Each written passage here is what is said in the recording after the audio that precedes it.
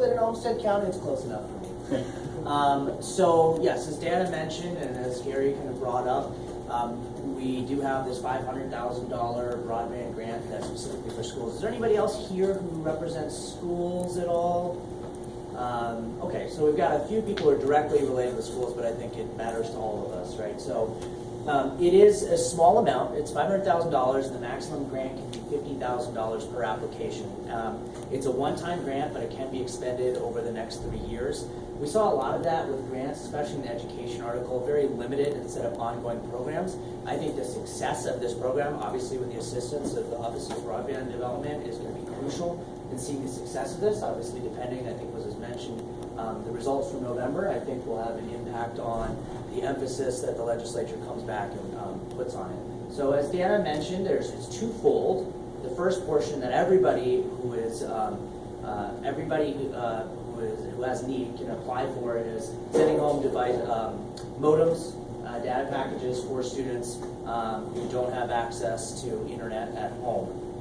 There is a prioritization for low-income students, so we're looking at that free and reduced lunch price count there at those districts. If you do qualify for transportation sparsity revenue, you can start outfitting your school buses.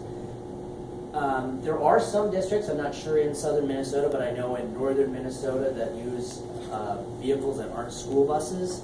They use Suburbans, smaller vehicles than buses. The legislation is written as school bus.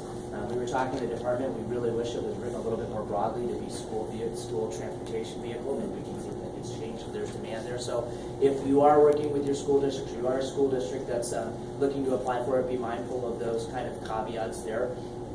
I would say there's been a lot of discussion about collaboration with community partners. This allows the department to give priority to those applications that do have community partners. So looking with your education cooperatives, partnering with libraries. We all know that libraries are some of the trailblazers in broadband access around the state, so they're really big community partners. And we're also looking at prioritizing applications that have in-kind contributions from the communities. We'd like to see these grants be more successful than just the maximum $50,000 that can be provided. So in terms of when that is going to be available for application, we're looking at sometime next week. So this is very timely. For a lot of our grants actually are going to be coming out in the next few weeks. If it's not next week, then it'll be the following week for sure.